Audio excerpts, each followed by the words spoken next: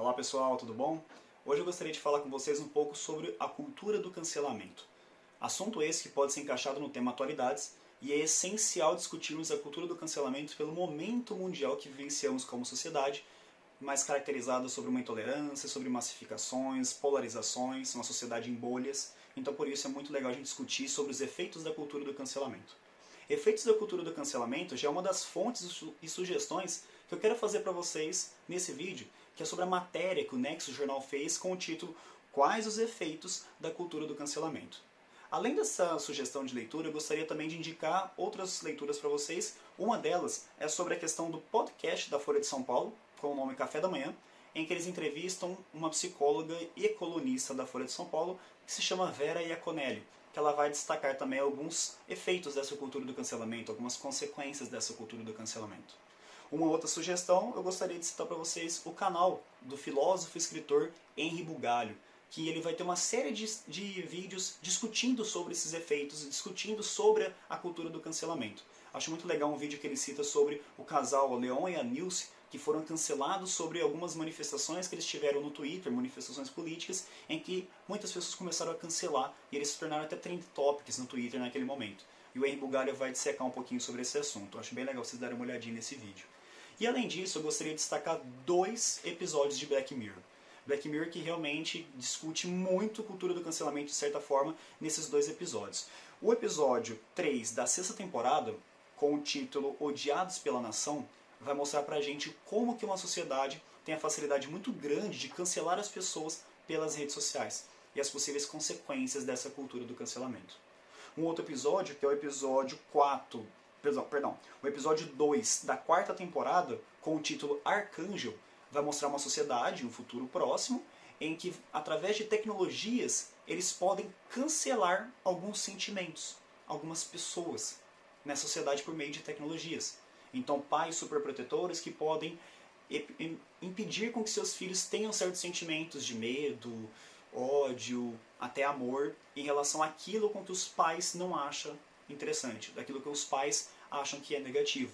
Então, através de tecnologias, eles inibem alguns certos sentimentos, cancelando esses sentimentos. Eu não posso falar muito dos episódios do Black Mirror para não dar spoiler para vocês, mas eu sugiro muito que vocês dêem uma olhadinha nesses 2 episódios então. O Odiados pela Nação, da 3ª temporada, e o Arcanjo, da 4ª temporada. Antes da gente discutir sobre a cultura do cancelamento como um todo, eu gostaria que a gente fizesse uma autocrítica, uma análise. Por exemplo, a palavra cancelar, nós já utilizamos essa palavra em outros momentos. Quando a gente pensava em cancelar um serviço, cancelar um compromisso, cancelar, por exemplo, um pacote de internet, um pacote de televisão. Só que atualmente nós estamos utilizando esse termo cancelar para mencionar pessoas, para cancelar sentimentos, para cancelar argumentos. E será que isso é um aspecto positivo ou negativo? Outra coisa que eu queria destacar com vocês é se esse assunto é um assunto novo, a cultura do cancelamento é uma cultura nova, ou isso sempre existiu? Será que antigamente essa cultura do cancelamento já era praticada, às vezes com outro nome, com outro teor, com características um pouco diferentes, mas que já era praticada, ou é um assunto novo? Para isso eu gostaria de resgatar aqui 2 pensadores. Tá? O primeiro deles é o Zygmunt Bauman, um pensador polonês. Ele tem uma série de livros que ele fala sobre a questão do mundo pós-moderno e o mundo líquido, em que essa quebra da relação, esse cancelamento das relações, dos argumentos das pessoas em um mundo líquido é muito fácil. O mundo líquido, as coisas fluem muito fácil. Então cancelar pessoas, cancelar argumentos em um mundo líquido é uma facilidade gigantesca. Então ele tem uma série de livros publicados que ele fala sobre essa liquidez do mundo pós-moderno. Eu gostaria de destacar esse aqui com vocês, que é O Amor Líquido. E nesse livro aqui, eu quero ler para vocês uma citação, uma partezinha que o Bauman fala o seguinte: seria tolo e irresponsável culpar as engenhocas eletrônicas pelo lento, mas constante recuo da proximidade contínua, pessoal, direta, face a face, multifacetada e multiuso. E, no entanto, a proximidade virtual ostenta características que, no líquido mundo moderno, podem ser vistas com boa razão, como vantajosas, mas que não podem ser facilmente obtidas sob as condições daquele outro tete-a-tete, não virtual. Não admira que a proximidade virtual tenha ganhado preferência e seja praticada com maior zelo e espontaneidade do que qualquer outra forma de contiguidade. A solidão por trás da porta fechada de um quarto com o telefone celular à mão pode parecer uma condição menos arriscada e mais segura do que compartilhar o terreno doméstico comum. Então Bauman ele fala um pouquinho sobre a questão do encorajamento das pessoas dentro de suas casas, trancadas num quarto com o celular, em que elas podem praticar certas publicações, opiniões, até discurso de ódio. Mas atrás de uma tela, muitas pessoas conseguem fazer isso.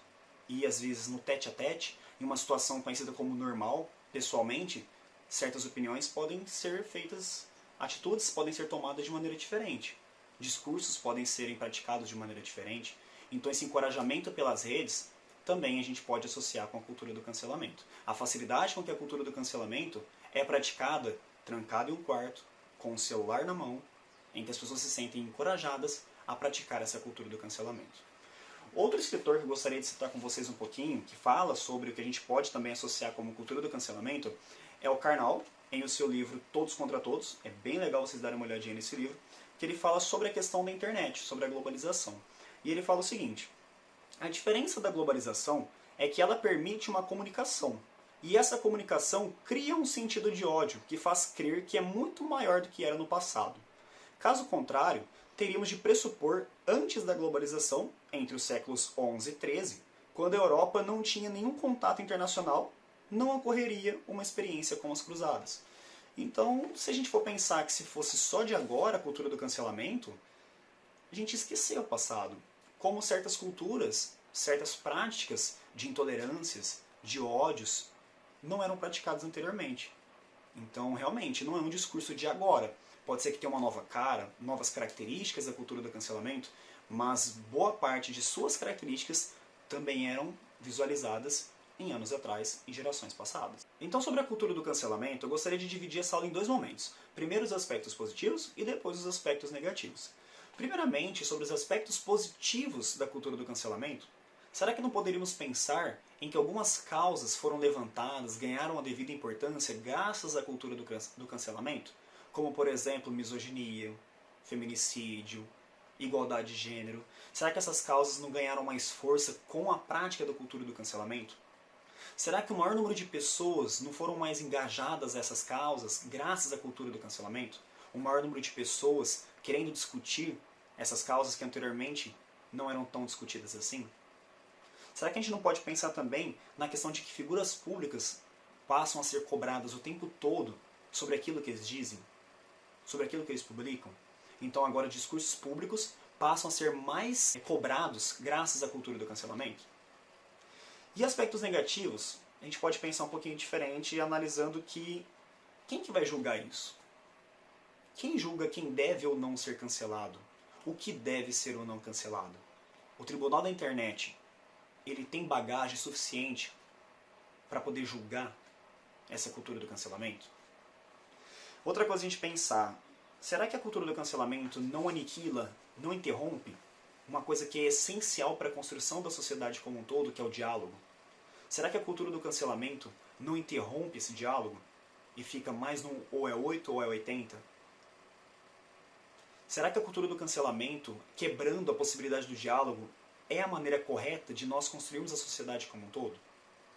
Se a gente for pensar a cultura do cancelamento, a Vera Iaconelli, a psicóloga que foi entrevistada no podcast da Folha de São Paulo, ela fala o seguinte: somos todos um pouco misóginos, elitistas e racistas, pois estamos inseridos em uma cultura assim. Se formos buscar todos, não irá sobrar ninguém. Se nós vivemos em uma sociedade que possui essas características, será que nós não somos um pouco assim também? E que todos os dias tentamos ser um pouco melhores? Mas se somos todos um pouco racistas, misóginos, elitistas, por vivermos em uma sociedade dessa forma, se nós formos buscar cancelar todo mundo, não vai sobrar ninguém. Essa será que é a prática correta para construirmos uma sociedade como um todo? Na intolerância, no cancelamento, sem ter a possibilidade do diálogo, sem ter o direito ao erro? Isso é mais uma questão para a gente pensar. Será que as pessoas não têm direito ao erro? Crimes que foram cometidos, infrações que foram cometidas, deslizes em alguns discursos, essas pessoas já têm que ser canceladas de maneira imediata. Elas não têm o direito ao erro? Será que ninguém tem direito ao erro ou tem limites? E quais são os limites? Quem vai delimitar os limites? O tribunal da internet com essa facilidade muito grande de que um clique você consegue cancelar as pessoas, cancelar os diálogos, os relacionamentos, os sentimentos. E o direito ao erro?